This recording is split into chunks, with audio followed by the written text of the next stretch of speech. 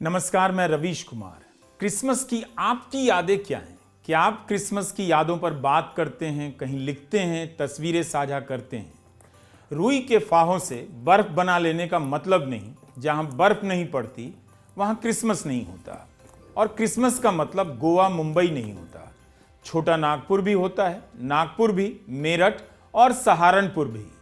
दिल्ली में क्रिसमस की अलग ही धूम होती है, लेकिन हमें तो पता नहीं केरला और झारखंड के गांवों में कैसी धूम होती है। हर कोई वाइन पी नहीं सकता क्योंकि महंगी होती है, तो जाहिर है अलग अलग जगहों पर लोग अलग अलग द्रव्य पीते होंगे। क्रिसमस का मतलब केवल केक भी नहीं होता, और केक में भी केवल एक केक नहीं होता। हर किसी को केक बनाने आता भी नहीं था, आज भी नहीं आता है।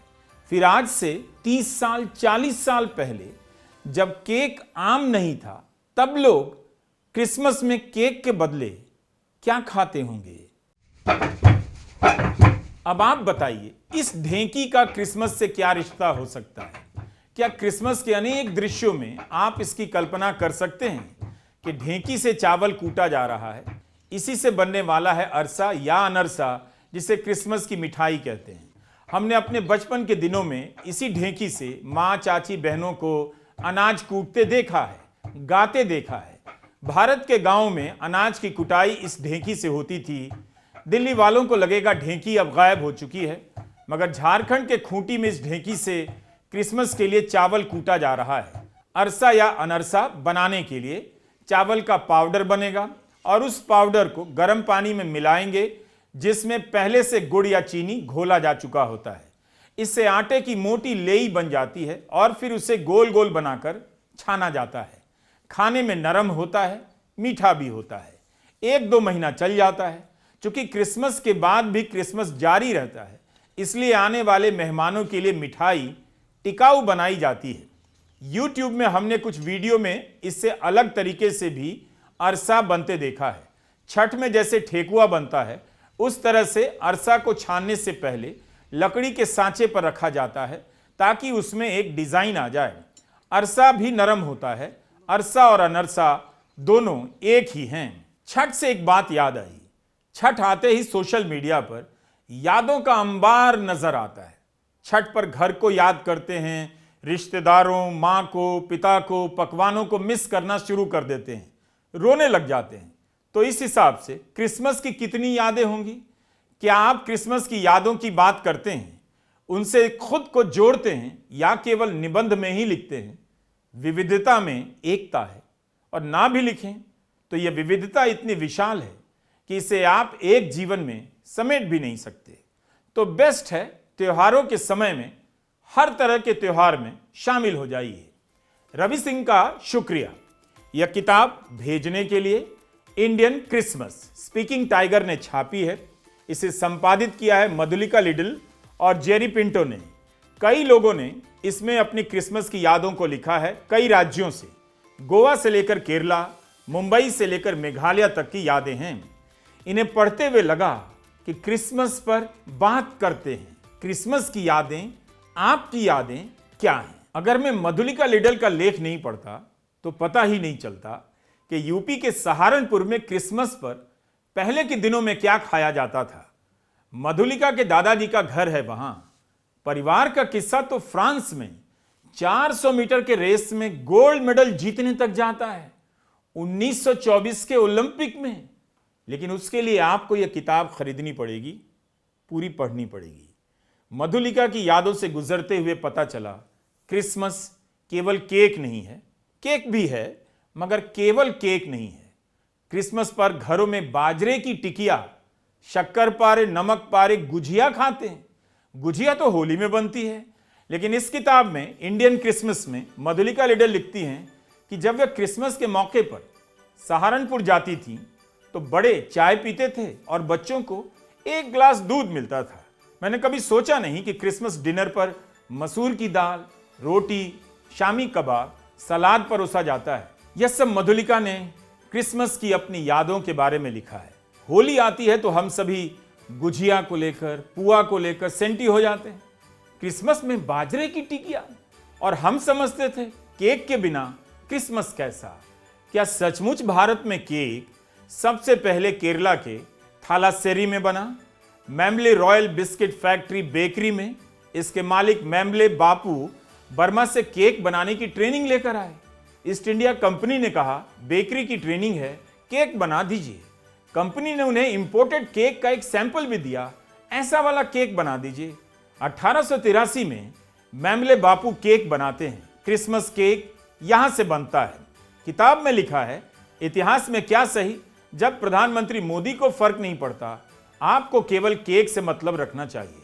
मनरेगा से महात्मा यानी फादर ऑफ नेशन का नाम हटा सकते हैं, कोई बात नहीं, मैमले बापू को फादर ऑफ इंडियन केक बुला सकते हैं।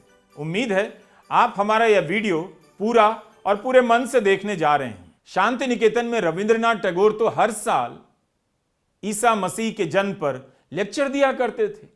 1910 में उन्होंने लिखा, यीशु ने सारे दुखों को समेट लिया, अपने ऊपर ले लिया और ऐसा कर मानव प्रजाति की गरिमा को महान बना दिया। दिखा दिया कि एक इंसान का जीवन दुखों से ऊपर है, उसके पार है। क्रिसमस उल्लास का त्योहार है। इस किताब को पढ़ते हुए लगा, क्रिसमस की यादों के बारे में अब तक क्यों नहीं सोचा, आपसे क्यों नहीं पूछा, या आपने फेसबुक पर क्यों नहीं लिखा? जैसे आप होली की यादें लिखते हैं, ईद की यादें लिखते हैं, पकवानों की तस्वीरें डालते हैं। मुझे केक के अलावा क्रिसमस में बनने वाली बाजरे की टिकिया, टमाटर का भरता, चिकन करी की तस्वीर तो नजर नहीं आई। सुनकर लगता है कि क्रिसमस कितना ग्रामीण है, कस्बाई है, होना भी है। गोवा, मुंबई, केरला से क्रिसमस की जो तस्वीरें आती हैं, उन्हें देखकर लगता है क्रिसमस महानगरी है।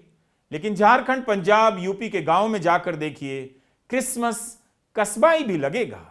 पेरिस की सड़कों को देखिए, दिसंबर शुरू भी नहीं हुआ कि अयूब भाई ने वीडियो भेज दिया। जो त्योहार एक दिन का होता है, उसका इंतजार एक महीने से होने लगा। पेड़ों की सजावट से आपको दिवाली की याद आएगी। दिवाली में घर से पहले बाजारों को सजाने का चलन है, बल्कि यूं कहें तो दिवाली सबसे पहले बाजारों में आती है, उसके बाद घरों में। कितनी सुंदर सजावट की गई है पेड़ों की। कहीं ऐसा तो नहीं कि बंगाल के चंदन नगर के कलाकार पेरिस की सड़कों को सजा रहे हैं। अगर आपको ऐसी सजावट देखकर कोलकाता की याद आ रही है, तो चंदन नगर की लाइट के पीछे भी फ्रांस के कनेक्शन की कहानी मिल जाएगी। चंदन नगर पर फ्रेंच कंपनी का राज रहा। बिजली के तारों से चित्र बनाने की कला ने चंदन नगर को मशहूर कर दिया, और यह कला आई फ्रांस से। आप क्रिसमस के मौके पर कोलकाता जाएंगे तो चंदन नगर की सजावट मिल जाएगी। दुर्गा पूजा में तो आपने देखी भी होगी। फिलहाल आप पेरिस की सड़कों को देखिए, यहाँ की सजावट का आनंद लीजिए।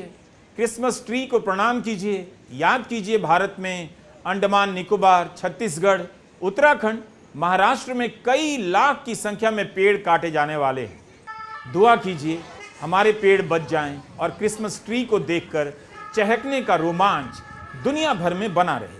कितनी यादें होती हैं, होली, दिवाली, ईद की, क्रिसमस की भी होती हैं। हो सकता है हमारे आपके फेसबुक पेज पर कोई ना लिखता हो, मगर कहीं और लिखा जा रहा है। क्रिसमस पर दादा दादी के साथ तस्वीरें आप साझा कीजिए। ऐसा नहीं हो सकता कि आपके बचपन में क्रिसमस नहीं था सोसाइटी के हॉल में, स्टिल्ट में, बेसमेंट में क्रिसमस की कोई याद नहीं, ऐसा नहीं हो सकता। याद थी, आप साझा नहीं करना चाहते। मॉल में तो देखा होगा, होटलों में देखा होगा, किसी मॉल को देखा है, किसी होटल को देखा है, क्रिसमस के मौके पर बिना सेंटा के, बिना क्रिसमस ट्री के। जैसे दिवाली में मॉल सजाए जाते हैं, वैसे ही क्रिसमस में जगमगा उठते हैं। ऐसा लगता है सब क्रिसमस की खरीदारी करने निकले हैं, जैसे हम दिवाली की खरीदारी करते हैं। सब जगह क्रिसमस ही क्रिसमस दिखता है। लेकिन क्या आपको भारत की सबसे छोटी माइनॉरिटी दिखाई देती है? आपका कोई दोस्त ईसाई है जिसके साथ आप चर्च तक जाते होंगे, चर्च के बाहर बिकने वाले प्लम केक खरीद कर लाते होंगे। क्या आपका दिल धड़कता है जब खबरें आती हैं किसी ईसाई पर हमला हुआ है, किसी ईसाई संस्थान पर हमला हुआ है? तब क्या आप चिंता करते हैं? क्रिसमस केवल ईसाइयों का त्यौहार तो नहीं होता, तो चारों तरफ क्रिसमस की धूम नजर नहीं आती। होली वाले दादा दादी, मम्मी पापा क्रिसमस के वक्त बच्चे को गोद में लेकर सेंटा दिखाने नहीं ले जाते। यादें हैं आपके जीवन में क्रिसमस की, बस आप उन यादों में लौटना नहीं चाहते। वजह कुछ भी रही हो, क्रिसमस की गुदगुदी होती ही होगी। एक बच्चे के पैदा होने का यह जश्न पूरी दुनिया को अपनी बाहों में समेट लेता है। जैसे बच्चे के जन्मदिन पर पड़ोस के सारे बच्चे बुलाए जाते हैं, क्रिसमस ऐसे ही सभी को बुला लेता है। क्रिसमस क्यों मनाते हैं, सेंटा कौन है, क्यों आते हैं, इस पर आपको हजारों वीडियो मिल जाएंगे, बताने वाले लाखों मिल जाएंगे।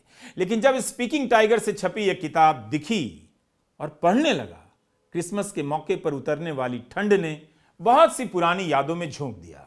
उन लेखकों के जीवन की यादों में जिन्होंने इस किताब में क्रिसमस की यादें लिखी हैं। शिलोंग में रहने वाली पत्रकार पेट्रिशिया मुखीम की क्रिसमस की यादों को पढ़ रहा था। उन्होंने 1 दिसंबर से लेकर 25 दिसंबर और 25 दिसंबर से लेकर 1 जनवरी तक जारी रहने वाले क्रिसमस की बहुत सारी जानकारियां दी हैं। कैसे चरणों में क्रिसमस आता है और नए साल के आने के बाद ही उसकी खुमारी उतरती है। पेट्रिशिया ने लिखा है कि दिसंबर के महीने में मेघालय, मिजोरम, असम, मणिपुर, त्रिपुरा अलग ही रंग में ढल जाता है। 1 दिसंबर से सूरज के निकलते ही क्रिसमस का स्वागत शुरू हो जाता है। 1980 के दशक तक जब मॉनसून में घरों की छतें, दीवारें खराब हो जाती थीं, फंगस लग जाते थे, तो लोग पैसे बचा कर रखते थे क्रिसमस के आने पर रंगाई पुताई कराएंगे। इसलिए उनके लिए क्रिसमस का मतलब साफ सफाई, रंगाई पुताई भी है। जैसे मेरे लिए दिवाली की साफ सफाई, रंगाई पुताई। जब से टाइल्स आया, पेट्रिशिया लिखती हैं, 1980 के दशक से क्रिसमस के समय घरों की रंगाई पुताई कम होने लगी, छत कम रंगे जाने लगे क्योंकि खराब नहीं हो रहे थे। मगर मोहल्लों और घरों की सफाई आज भी होती है, नए पर्दे टांगे जाते हैं। यह सब हम पेट्रिशिया के संस्मरण से बता रहे हैं। लिखती हैं कि दिसंबर के पहले सप्ताह से फ्रूट केक बनने लग जाता है, लेकिन उसकी तैयारी भी अक्टूबर से शुरू हो जाती है, जब ड्राई फ्रूट और खास तरह की किशमिश सुल्ताना को रम में डुबो कर रखा जाता है, ताकि जब प्लम केक बनने का समय आए तो सब कुछ गुदगुदा सा लगे, गदराया सा लगे। तो जिस समय हमारी दिवाली की तैयारी चरम पर होती है, उस समय ईसाई क्रिसमस की तैयारी शुरू कर देते हैं। केक तो बन जाता है, लेकिन लंबे समय के लिए संरक्षित रखने का भी तरीका विकसित हो गया है, ताकि साल भर क्रिसमस का स्टॉक बना रहे। इंसान त्योहारों का कितना इंतजार करता है। छठ के 1 महीना पहले से हम लोग टिकट कटाने लगते हैं।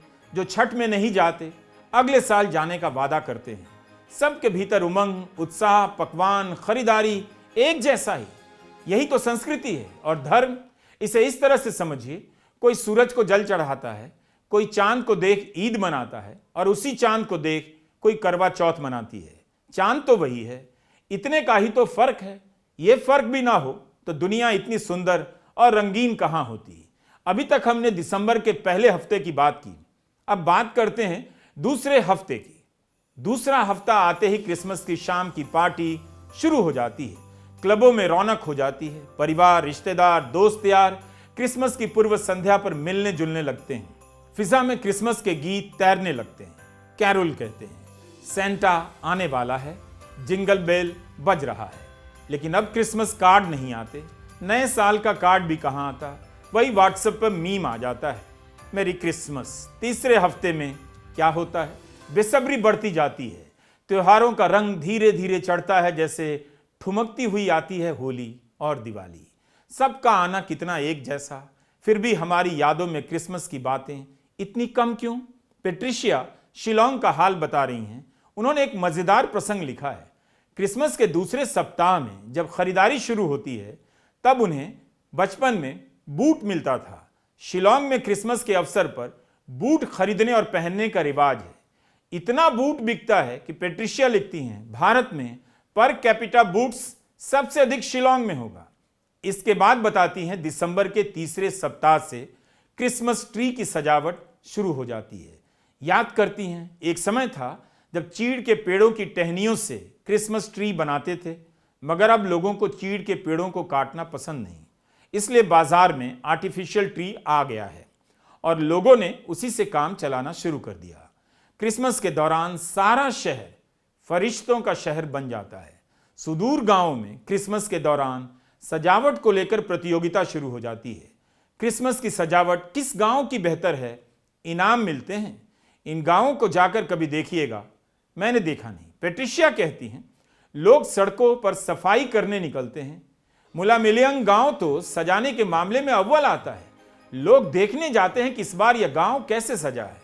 क्रिसमस 25 दिसंबर के बाद ही खत्म नहीं होता। मेघालय में उसके बाद भी जारी रहता है। भोज भात भंडारा कह लीजिए, चलता रहता है। रेडियो पर क्रिसमस के गाने बजने लगते हैं। अगर रवि सिंह ने इंडियन क्रिसमस की यादों पर यह किताब नहीं निकाली होती, यह वीडियो भी नहीं बनता। यह किताब 2022 में छपी, लेकिन मैंने पढ़ी 2025 के आखिर में। इसके एक और लेखक हैं जेरी पिंटो। जेरी पिंटो ने अपने लेख में मुंबई में क्रिसमस की यादों का ब्यौरा दिया है। उन्होंने लिखा है कि क्रिसमस के मौके पर केवल जिंगल बेल ही सुनाई नहीं देता, और भी गाने अगल बगल के फ्लैट से सुनाई देने लग जाते थे। मुंबई में क्रिसमस पर एन इवनिंग इन पेरिस का गाना बजता था। जेरी पिंटो और कई लोगों ने अपनी यादों में जिम रिव्स को याद किया है। उनका व्हाइट क्रिसमस क्लासिक माना जाता है। पढ़कर लगा जिम रिव्स भी पंडित भीमसेन जोशी और पंडित जसराज के मकाम के गायक होंगे। दोनों ने हे दुर्गे दुर्गति परिहारिणी कितना सुंदर गाया है। तो जेरी पिंटो लिखते हैं, बॉम्बे में बर्फ तो पड़ती नहीं थी, लेकिन जिम रिव्स के गाने बजने लगते थे और बर्फ गिरने की कल्पना उतरने लग जाती थी। गानों की अपनी उम्र होती है, हर साल नया गाना आता है। पिंटो लिखते हैं, अमेरिका के ये लोकप्रिय गाने जब लोगों के ख्याल से उतर जाते हैं तो कहां जाकर दम तोड़ते हैं। गोवा के रोमन कैथोलिक घरों में पंजाबी में भी क्रिसमस के गीत गाते हैं और उर्दू में भी यूट्यूब पर मिल जाएंगे। केरल में अयप्पा के भजनों की धुन पर क्रिसमस के गीत गाते हैं। झारखंड में मुंडारी, नागपुरी हिंदी में कैरोल गाया जाता है। दुनिया में शांति और प्रेम का संदेश लेकर आने वाले एक प्यारे से बच्चे का जन्मदिन है क्रिसमस। हर साल यह बच्चा आता रहेगा, याद दिलाने के लिए कि उसने दुनिया की तमाम यातनाओं को सहा, सबके बदले सहा, मगर बदले का संदेश नहीं दिया। ऐसे बहुत से बच्चों के लिए पालना सजाकर इंतजार करने का सिलसिला उसी उम्मीद का स्वागत है कि दुनिया अगर बचेगी तो इसी प्रेम से। झारखंड के गांवों में चरनी सजाई जाती है। मेरठ में भी क्रिसमस की धूम मची रहती है। कैंटोनमेंट एरिया में काफी पुराने चर्च हैं। सरधना दिल्ली के पास है। कितनी रोचक कहानी है, सुनिए जरा। बेगम समरू ने बनवाया, सरधना के लोगों की पहचान का हिस्सा है। बेगम पहले फरजाना थी और नर्तकी के रूप में मशहूर। उन पर लग्जमबर्ग से आए भाड़े के एक सेनापति वॉल्टर रेनहार्ड सॉबर का दिल आ गया, जो बंगाल के नवाबों से लेकर भरतपुर के राजा के लिए लड़ता था। फरजाना ईसाई हो गई और सॉबर के नाम से बेगम सौमरे, फिर बेगम समरू कहलाने लगी। इटली से वास्तुकार बुलाए गए, यह चर्च बना। इसके भीतर राय दीवान सिंह त्यागी की भी मूर्ति है। बेगम समरू के प्रधानमंत्री और कैशियर थे, बिशप की भी मूर्ति है। चर्च में त्यागी जी की मूर्ति। चर्च बना लग्जमबर्ग के सिपाही की याद में, बनाने वाली भारत की मुस्लिम महिला जो बाद में ईसाई हो गई। इंसान की ठीक यही यात्रा इस धरती पर रही है। जब वह दक्षिण अफ्रीका से 75,000 साल पहले पैदल चलने लगा तो धरती के अलग अलग हिस्से नापने लगा। उसने भाषा, बोली, पहनावा, खान पान और ईश्वर से प्रेम करने के लिए अलग अलग रास्तों की खोज की, जिसे वह ईश्वर का ही वरदान कहता है, जिसे हम और आप अलग अलग धर्म कहते हैं। इतनी खूबसूरत देन है धर्म इस धरती पर, लेकिन मूर्खों की तरह आपस में लड़ते रहते हैं। यह चर्च सरधना की पहचान है। इसीलिए सोशल मीडिया में जो राजनीति चलती है, उसे देखकर क्रिसमस का अंदाजा मत लगाइए। सरधना का यह चर्च जिस तरह से सजा है, उसकी सजावट बता रही है क्रिसमस के इंतजार में सरधना और आसपास के लोग भी शामिल हैं। सबकी खुशियां नहीं होती, सब इस खुशियों में शामिल नहीं होते, तो ये सजावट का रंग इतना निखरता नहीं, आकर्षित नहीं करता।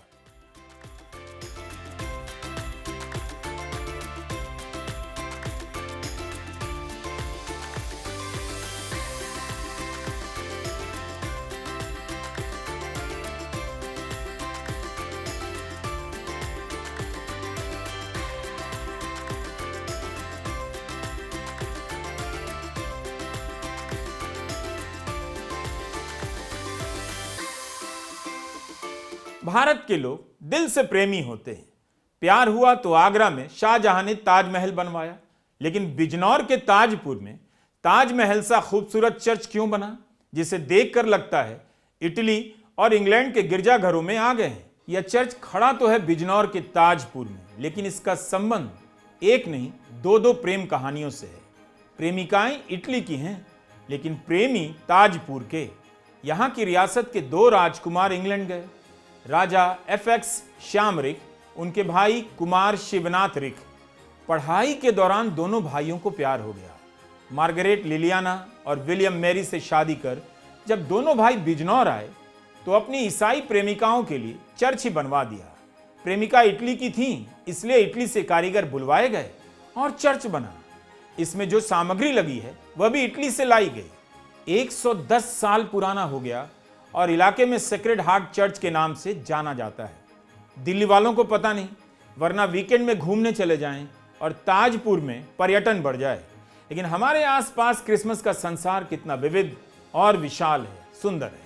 क्रिसमस की यादों का संसार भी उतना ही गहरा जितना ईद, होली, दिवाली की यादों का संसार। मैं कोई एक्सपर्ट नहीं हूं, लेकिन शुरुआत में मैंने आपको केरला के मेम्बली बेकरी की बात बताई, जिसके बारे में दावा किया जाता है भारत में पहली बार प्लम केक उन्हीं की फैक्ट्री में बना। तो उन्होंने प्लम केक काटने के तरीके भी बताए हैं, उसी से पढ़कर बता रहा हूं ताकि यह न समझ लें कि मुझे प्लम केक के बारे में इतना कुछ आता है। पहली बार पता चला कि प्लम केक काटने का तरीका होता है, तो उत्साह में बता रहा हूं। काटने से पहले प्लम केक को फ्रिज में 20 मिनट के लिए जरूर रखें ताकि उसमें थोड़ी नमी आ जाए। सिरेटेड नाइफ यानी आरी की धार वाली चाकू लीजिए, गर्म पानी में डालिए, फिर उसे सुखा लीजिए और उसके बाद हल्के से हौले हौले प्लम केक काटिए।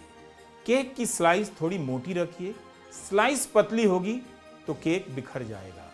केक भले भकोस लीजिए, लेकिन काटने के समय बिखरने से बचा लीजिए। बिखरा हुआ केक भकोसा नहीं जाता, ठूसा जाता है। हमारी कोई केक से दुश्मनी नहीं। फ्रूट केक, प्लम केक, रम केक, ब्लैक फॉरेस्ट केक अपने हिसाब से खाते रहिए। बस इतना याद रखिए, क्रिसमस केवल केक नहीं है। और हां, हिंदी सिनेमा में ईसाई केवल अंग्रेजी बोलते हैं, लेकिन भारत में ऐसे बहुत से ईसाई हैं जिनकी अंग्रेजी मेरी तरह खराब है और उन्हें अंग्रेजी भी नहीं आती। बड़ा दिन आप सभी को मुबारक हो। नमस्कार, मैं रवीश कुमार।